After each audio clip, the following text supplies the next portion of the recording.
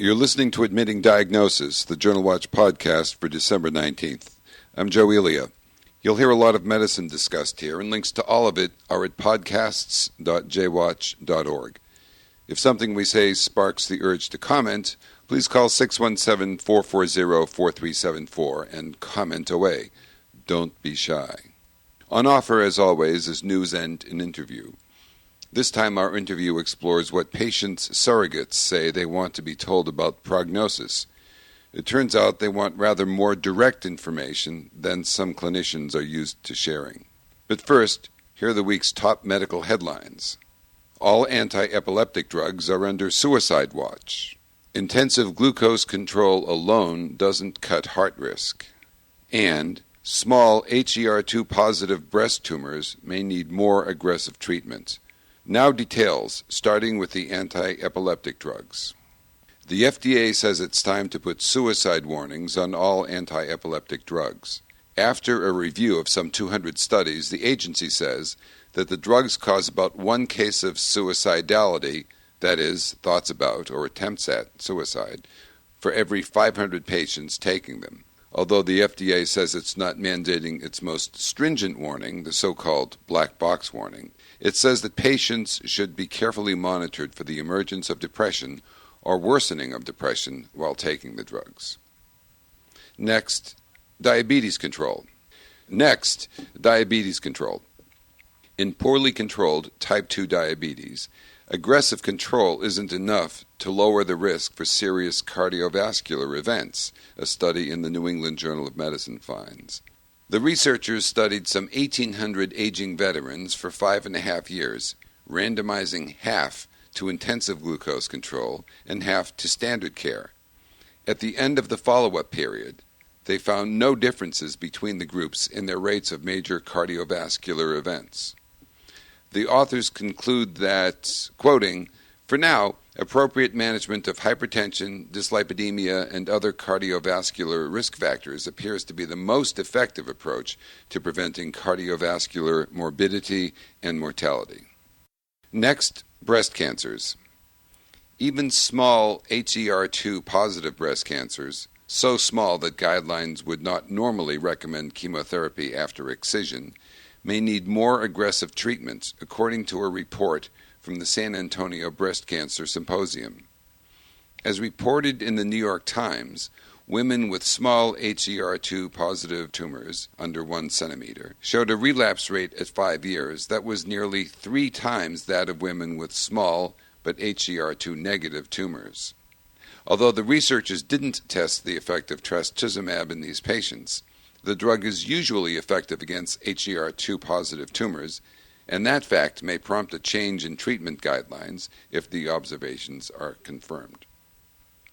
Finally this week, our last story is the topic of the interview just ahead. Earlier this week, the Annals of Internal Medicine published a paper entitled Hope, Truth, and Preparing for Death, Perspectives of Surrogate Decision Makers.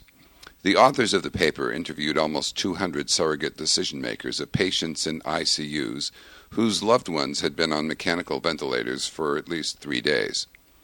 The researchers wanted to find out what the surrogates thought about balancing the truth about their loved ones with the need for hope that they might recover. And they asked the question, do you think physicians should avoid discussing prognosis in order to maintain hope? The overwhelming majority wanted the truth about prognosis, and they said that avoiding discussing prognosis was unacceptable. The findings seem to have implication for the way clinicians deal with dying patients and their families. We invited Dr. Douglas White, the paper's senior author, to talk about this work. Dr. White is an assistant professor in the Pulmonary and Critical Care Division at the University of California, San Francisco. He's also the director of ethics education for UCSF School of Medicine. Thank you for joining us today, Dr. White. Thank you for having me. So, how did you get interested in this area? Well, I practice medicine in intensive care units, and I'm also a researcher. And I have seen that while we devote a lot of careful methodologic study to the science of what happens in intensive care units, there's a relative paucity of rigorous research about how we approach making decisions for critically ill patients. And in my clinical experience, one of the most difficult things that physicians do is broach the topic of dying with family members of incapacitated, very ill patients. There's a bit of research that exists from the doctor's side, the doctor's perspective on talking about prognosis. Nicholas Christakis has done excellent work in this field, and it raised a lot of interesting findings, but there's a paucity of research on the surrogate decision-maker's perspective. And did the strength of their preference, the surrogate's preference for the unvarnished truth, did that surprise you?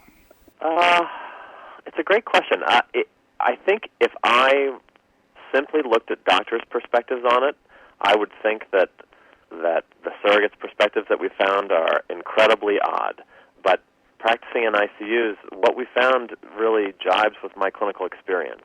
And I think that's part of why I conducted the study, is that the existing research on doctors' perspectives about talking about death seems so at odds with what I encounter from family members in ICUs. Is the tradition among clinicians then to, well, not to lie, but to, if one isn't asked, then one shouldn't initiate a discussion about this unless it's necessary? Well, that is one approach to this that has some traction amongst physicians. I think we can't forget that this is an incredibly hard conversation to have with family members, to walk into the patient's room or into a conference room and say, no matter what I do, putting all the best medicine on the table, your mom is very likely to die.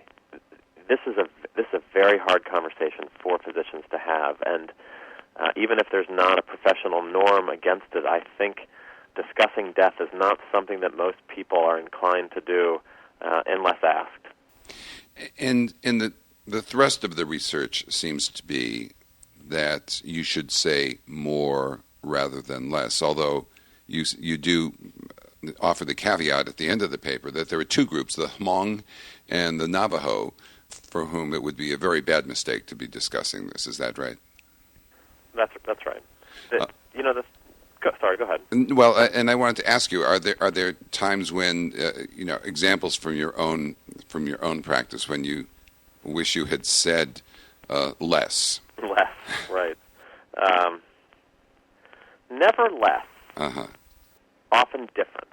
Mm-hmm. I think there are times when I have left a conversation with a family and I realize that the way I put my prognostic estimate out there was a little too unvarnished, or I didn't sufficiently prepare them for what was about to come. Yeah. And I think that's a part of this field of research that we did not address in this paper, and it's really important to note that we did not focus on how should physicians talk to families about prognosis.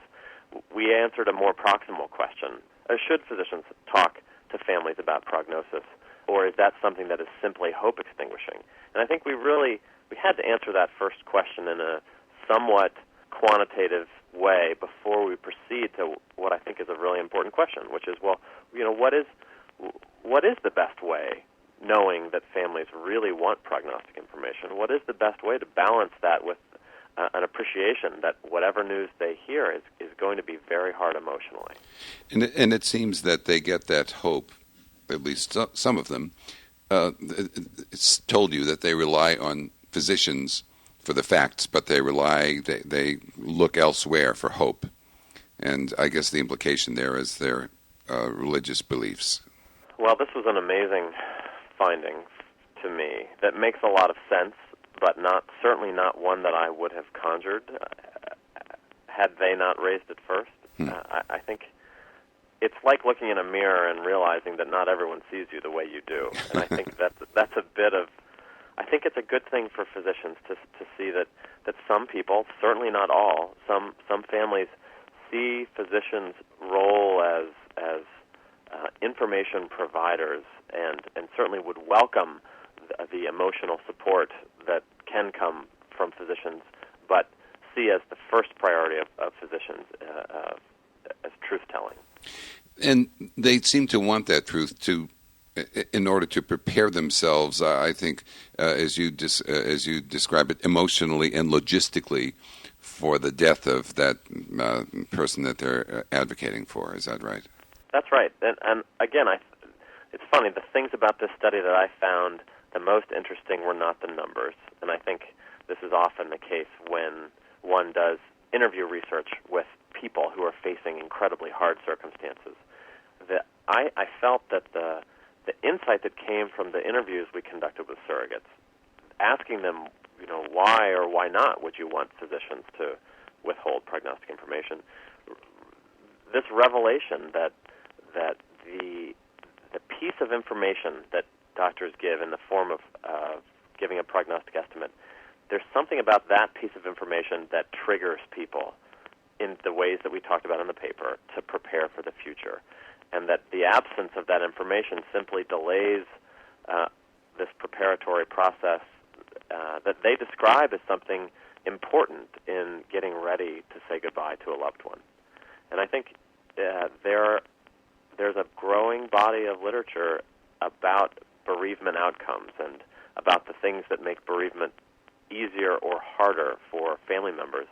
And one of the things that the literature is now suggesting makes adjusting to bereavement harder is the person's perception that the death was either sudden or that they didn't they were unprepared for it in some way. So the element of surprise is destructive to their bereavement. Yes, surprise certainly is one element of it, but the lack of time to do the relevant things. And some of these things were very mundane. Getting the will in order, calling the funeral home, feeling like they're prepared logistically for the death was one aspect of it. And the other was this very emotional process that I was quite surprised how nicely some of the subjects articulated really stages of grieving, frankly, but articulated them as occurring before the death, what some scholars call anticipatory grieving. Did you personally conduct the interviews, or who in your team did this? There was one person, isn't that right, who conducted all the interviews? That's right. So I trained a research coordinator to do this. We felt it was very important to have a non-physician conduct these interviews because we were really asking about the family members' relationships with doctors and what they expect of doctors. So the idea of having a doctor do these interviews struck us as a good way to curtail the truth coming out. Right. It's sort of a conflict of interest. For a clinician who hears this discussion, what do you think what would you like them to do tomorrow with the information that you've learned from these interviews? Well, I think one of the things we haven't talked about. My answer is predicated on one of the findings, which is although the vast majority felt that avoiding about prognosis is unacceptable, a small minority felt that it should withhold prognostic information. Right. Okay. And the reason that they articulated was similar to what the Navajo, the research on Navajo Indians and Hmong individuals has found, which is this idea that the act of discussing death may negatively impact the patient's health. Mm-hmm. And the other reason these individuals gave is simply that the act of discussing death may be emotionally damaging to the family, and that the family would bring this sort of heavy heart into the room, and that the heavy heart would damage the patient. I see. So a very interesting, not exactly a spiritual connection between the surrogates, the family's emotional state, and the patient's well-being, but these were individuals who were not Navajo Indians, who were not Hmong, but who were articulating this belief that has only really been well described in those two cultures. So your larger question, though, of what do I think clinicians should take from this study?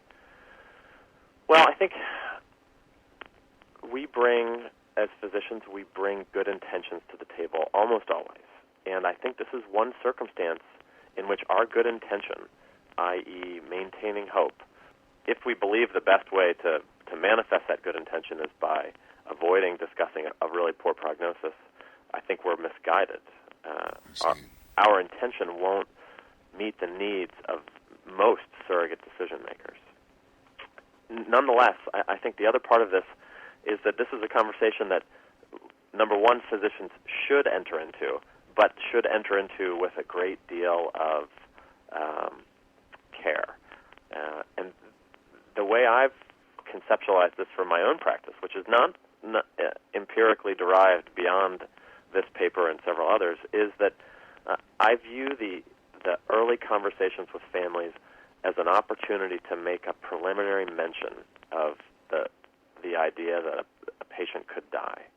And it's really in this first conversation that I'm able to affirm a commitment to try to do everything for the patient, what Bob Arnold and Tony Back have called hoping for the best and preparing for the worst. But in that first conversation, without going into too much detail about the chances of death or the chances of a bad outcome, I mention that possibility. I say something like, I'm really hoping that your mom pulls through this, but I want to make sure you know that there's a real chance that she's not going to make it. And I will continue to hope for and do everything I can, but I wanted to let you know that as soon as I was thinking it. So there's no missed expectations or surprises down the road. So that at least introduces the idea into it brings it into the room. That's right. It brings it into the room, and it may not seem to lodge in the family's minds in any real way in that first conversation. Sometimes it will. Sometimes families will hear that and say, that's important for us to know, and in fact, Mom had said if she ever were in this situation, let me go, or whatever. But in this, even in the settings where it's not clear that it was something that made an impact in the moment, I think it sets the stage for harder conversations down the road when physicians won't just be talking about a poor prognosis, but will also be raising the possibility of transitioning from a curative approach to therapy to a palliative approach.